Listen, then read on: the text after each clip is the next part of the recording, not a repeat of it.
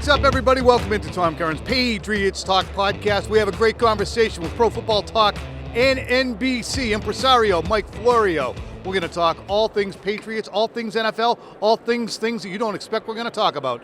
Additionally, we're going to steal a little bit from the Next Pats podcast, Phil Perry's baby. We're going to talk to Dan Orlovsky, and he is outstanding on quarterbacks, talking Jaden Daniels, talking Mac Jones, and talking what the Patriots system might look like. Do you get the quarterback first, then fit the system, or flippy-floppy? Hit it all right now. Here comes Florio. Hey, what's up, everybody? It's Mike Florio, one of my best friends. Hi, he's lying. He hates me. I like Mike. He likes me only when he needs something. You're one of those guys. Not really. One of those friends that only texts or calls when he needs something, and otherwise it's ghost town. Does the NFL miss the big bad Godzilla Patriots, No. the Death Star? No, because there's always going to be another team that fills the void. For every bad team, there's a good team. I think the NFL misses the Raiders being consistently good. I think the NFL is more compelling when the Raiders are good because, look, the Cowboys haven't been even to an NFC championship game since 1995, but they still maintain a high profile. The Raiders need to be good to have a high profile.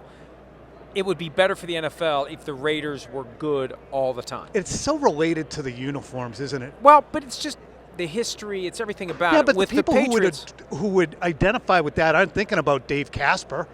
Yeah, I agree with you. And Kenny Stabler and Ted Hendricks and Jim Otto. all the way we'll back. We'll go right through it. But, Sistrunk. But I think with the Patriots, I think the same thing is going to happen if and when the Chiefs ever drop off. There's just kind of a relief. You get to the point where it's enough already. It's enough already. And with the Patriots, we had 2 decades of it's enough already. And I think that's why it doesn't really bother the NFL. There will always be a star team that slides into the spot of the consistently great team because it's just designed that way. There's always going to be a team with a great record. There's always going to be a 1 seed in each conference. There's always going to be great teams because there's 262, 272 regular season games? Yeah.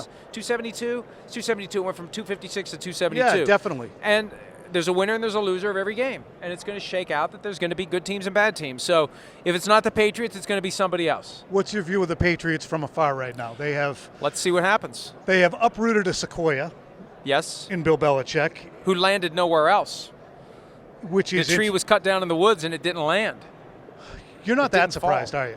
Well, I am, and I'm not. I would have been stunned. So much of this is we have knee-jerk reactions to things before we think them through. Like, we had a knee-jerk reaction during the season that the Patriots would trade Bill Belichick. And then you think it through, and it's like, wait a minute, they're not going to trade him. They can't trade him. Why would he go along with it? Why are they going to delay their search indefinitely? Although they could have because they already had the paperwork in place for Gerard Mayo. They could have waited as long as they wanted. That wasn't a factor. Being set behind by 3 weeks in your search isn't a factor when all you have to do is turn to Gerard Mayo and say you're the guy. But I think they recognized there was no way that Bill Belichick's going to go along with it. He doesn't have to go along with it. Either pay me to coach your team or fire me. And that's why the mutual divorce was easily achieved, in which they were able to on that Thursday. Does he have a buyout? Do you know? I don't know, but I think that it was easily and mutually agreed for 2 reasons. They're not going to sit on him. He's not going to sit on them. Do you think he agreed to waive his buyout in order to go work for another team? I think there's a real strong chance that happened. I do not know that specifically. I had an indication that could be the case, and then the person said, but I don't know. But I do believe that the chance exists that Bill said, I'm going to Atlanta. They want me. It's done. All I have to do is walk in there. So whatever. Forget it. We didn't Arthur have Blank wanted him. Arthur Blank wanted him at first. I don't know what happened. I think Rich McKay had something to do with it. So I don't know if the Patriots are financially at all on the hook right now to Bill. Yeah. That'd be something if he walked away from $20+ million or whatever it is they were paying him. Right. That'd be something. And that's so. I don't have that established, but I think the chance exists that the Patriots are not on the hook. I took us down that path because we assumed that he would land somewhere else right away. And I think the reality is it comes from what Robert Kraft said 4 weeks ago tomorrow when he said, in response to the question of whether or not there was consideration given to taking Bill Belichick up on his offer to have less power. it's not practical, it won't work, it'll be too confusing, it'll be too awkward. I think that same mindset applies anywhere else. Yep. If you go to Washington, and I stand by what I was told, that Josh Harris was enamored with the idea of Bill Belichick being the coach, but only the coach. And at the end of the day, is Bill Belichick going to take orders from a guy who was far lower level at the Patriots, just a scout with the Patriots for 6 years, and Adam Peters? How's it going to work when, and you sign all the contracts and everything's fine? Yes, he has the power. Yes, yes, yes. So, okay, here's our first draft meeting. In comes Bill Belichick, all rumpled with his, and Adam Peters is, he's going to run the meeting his way. Okay, I'm in. This is my meeting, and Bill Belichick is. He's 100%. And when it's time to say in the fourth round, I like this receiver from Marshall, and Bill makes a noise. Makes a noise, right? Right, and then you're like, well, maybe I don't. I think it's one thing to have the power; it's another thing to use the power. And Bill has had it for so long, it hurts him now. And I think that among the people who worked with him, Nick Caserio or Elliot Wolf or Matt Groh, they were all given the latitude. Bill wanted their input, but when you are brought up in that culture and fostered by him, you are going to try to make a decision that appeases him.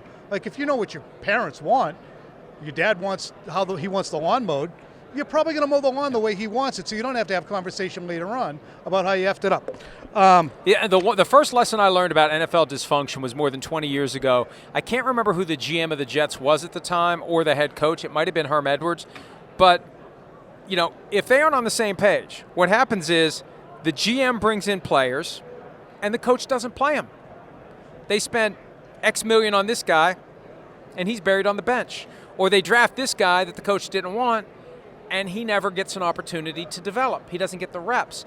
And I was telling somebody that. I was telling Peter King that. Oh, Bill Belichick wouldn't do those things. God. It's like, look at how he handled Mac Jones the last 2 years. The passive aggressiveness that Bill will exhibit God. To show, I'm not going to say it, I'm going to show it. Yeah.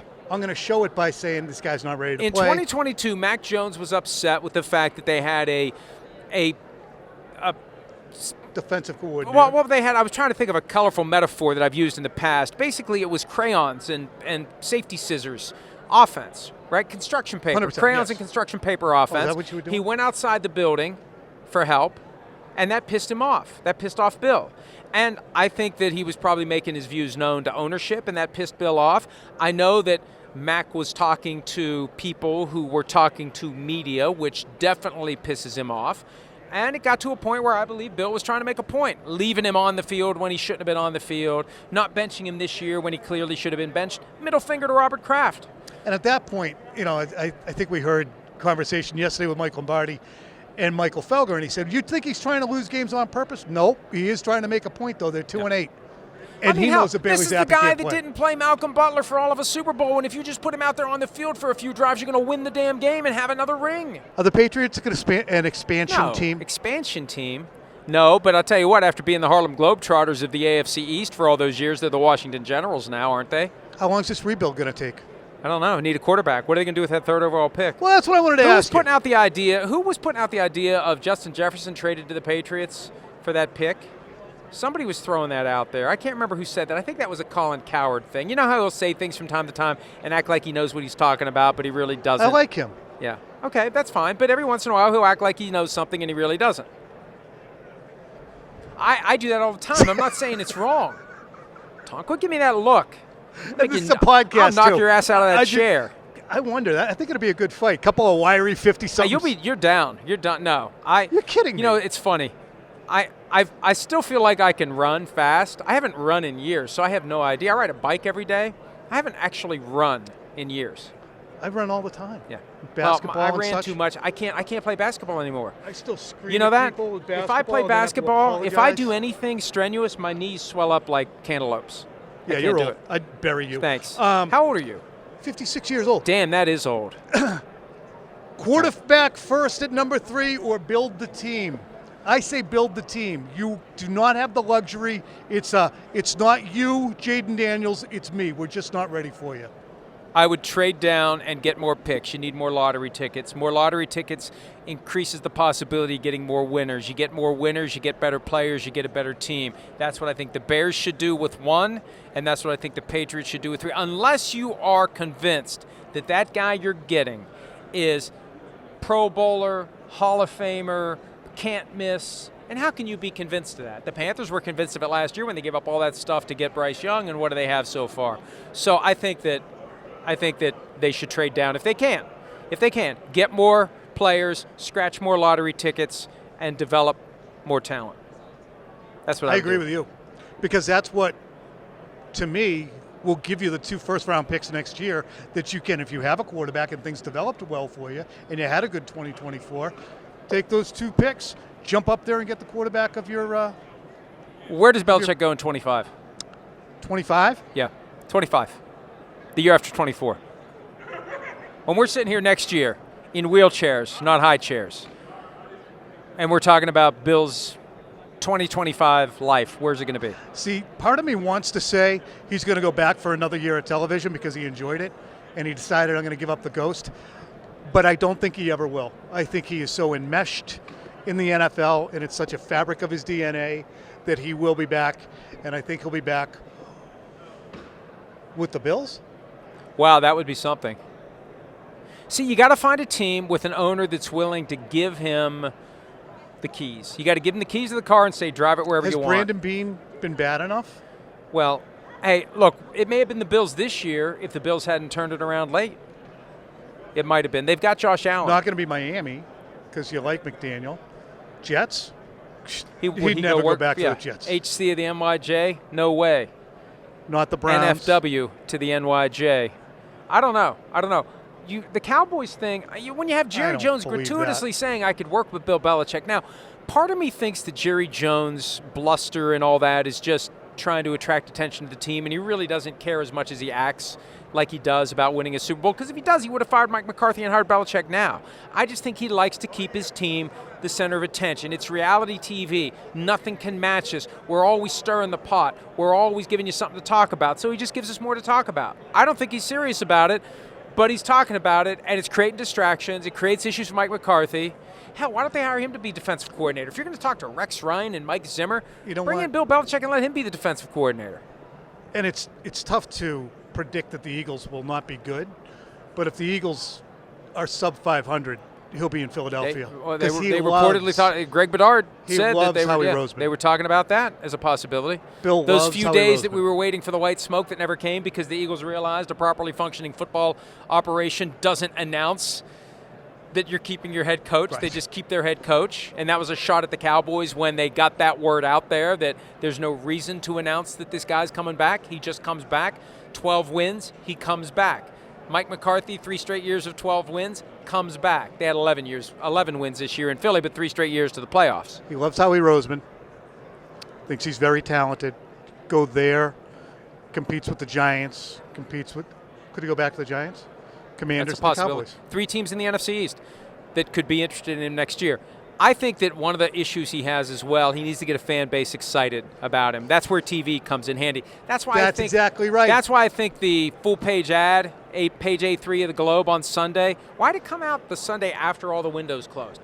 He knows he's got to win the fans again. He's got to make fans excited about this 72-year-old guy coming in to be the head coach, this curmudgeon who grunts and is, and the game is passed him by and all that other BS. I think he understands he's got to get fans excited about him. Step 1 is that letter. Step 2 is working in TV and being very engaging and charming and not impatient and not secretive. And then that's going to get people saying, oh, this guy's a breath of fresh air. Oh, we never knew. You always hear the story. If you get Bill Belichick away from football, you'd be amazed at what a guy he is. That's the guy he needs to be on TV. You saw him on the NFL 100. He was terrific. Yeah. Won an Emmy. NBC, Fox, CBS. He won't go to ESPN. Which one would you say? Well, I say this with full recognition of the fact that I work for NBC, as you do. I have for 15 years now. I would say go to NBC because it's the biggest platform. It's the most watched studio show in all of sports. So if you want to reach the most people... They don't have enough time for him, though. They barely have time for you. If they don't have time for you, they won't have time for him. Well, if they bring him, I may be the one who goes. Quick slants I may be the co-host. Rich McKay. I may be the Rich McKay of Football Night in America, but maybe I should be careful what I wish for. Bill, go to CBS. They got plenty of room. They're going to redo the whole show. They're going to get rid of all those guys. They're going to start from scratch. Go to CBS. Yeah, you can work alongside who? Well, you go to Fox and you work with Brady and Gronk and Edelman. Zing zang. Makes sense. You think Brady's going to be any good? I think he's going to be excellent. You know why? All he wants to do is be Johnny Miller. I don't know if you're a golf fan. I don't think so. I know Johnny But Miller Johnny tells Miller it like in it the is. booth was Will he terrific. tell it like it is? Yes. Even if it pisses people off? He already is. He's already pissing you off. You're already calling him old man yelling at clouds when he complains about stuff. You hate him so much. I don't hate him. I respect him very much for everything he's accomplished. There's a difference. I love him as Respect a player. I just think that we You all think get he's to too cultivated. I think I've had enough. You know, one of the things that I've learned as I've gotten older, you reach your lifetime limit of a certain thing. Like, the first thing for me was fireworks. I got to a point in my life where it's like, you know what? I've seen enough fireworks in my life. Like, there is nothing more that you can show me that goes up in the air and goes boom that is going to make me go ooh and ah. I've seen it. I remember it. I don't need to see it again. Other things since then have exhausted my lifetime supply of my patience for it. And with Tom, I'll admit it. Look, he won't answer a straight question. He's got this That shtick. isn't true. So I've reached my lifetime limit of Tom the politician. I hope we see Tom the Johnny Miller. I think because he is we hear much too more, much of Tom the politician you who look doesn't for it. answer See, straight we always questions. see what we're looking for. So you're seeing that, and I'm seeing glib, honest answers when you ask. When he offers that you're putting receivers in harm's way, it's the quarterback's fault. To me, who else is not saying helpful. that? But that's not helpful. That's not helpful. What are we talking because about you're still helpful? trying to protect the players. What do you See, he now has you're off no on another solution. tangent. He has no solution, though. Okay. Yeah, he does. He's It's- telling the quarterbacks to stop throwing people into all harm's right, way. but what are you going to do? Throw a flag on the quarterback for throwing the ball into harm's No, way? you're going to train your quarterback to stop being, he's open. And So not what is see he the saying? entire Are they landscape. saying there shouldn't be a penalty so that creates No, a he's greater saying incentive? the quarterback should throw it low and outside. For instance, do you know why Wes Welker dropped that pass in large part in the Super Bowl? It wasn't a great throw. Why wasn't it a great He throw? was throwing him away from getting hit. I think we're done here. All right. Ladies and gentlemen, later this week, you're going to hear from Mike Lombardi. You already heard from him when he talked to Michael Felger earlier this week, but now you're going to hear the other side of the story. You're going to hear a guy who really likes Mac Jones. And look, I think there is upside to keeping Mac Jones. So does Dan Orlovsky. He's going to talk Mac Jones, the reason you should keep him, which basically boils down to, as I know you're already rolling your eyes, what do you got to lose? Here he is. Mike Lombardi will take the counter stance, the Phil Perry stance later in the week. Should the Patriots keep Mac Jones and see what he can be in this new scheme? Yes. Now, everyone says, like, in my industry, you're not allowed to have biases or whatnot. I obviously believe that Mac Jones is a good player. I think he's a much better player than he's been shown. So I say yes. And like the counter to my question, what's the downside? Like, if you're not taking a quarterback into top 3, you're obviously signifying, hey, there's other parts of our team that aren't good enough right now that we want to build up. And while you're always trying to win every game, you have to be realistic about your football team. What would be the downside? So if you do that, let's live in the hypothetical world that you do that. Mac Jones plays and he stinks again. Great. Cool. There's no downside to that. You're going to have an early draft pick. Sucks to lose, all that. Mac Jones plays really good. Then you're in a situation where you're in control. You got leverage. We can still go get a quarterback in the draft. We'll have an extra pick more than likely, or we can move forward with Mac. You can trade Mac Jones. Like, there's a lot that can happen. And I still believe that Mac is a better player than he played last year. All right. There's your Orlovsky. There's your Florio. We have Lombardi later in the week. Mike Lombardi, as we referenced, he's going to be outstanding. Was it a Palace coup down in Foxborough? Might have some Julian Edelman. We're definitely going to have some Jonathan Jones. We might have some Brian Baldinger with his screwy finger talking offensive line play. So much more, and there'll be surprise guests. Have a great day. Goodbye.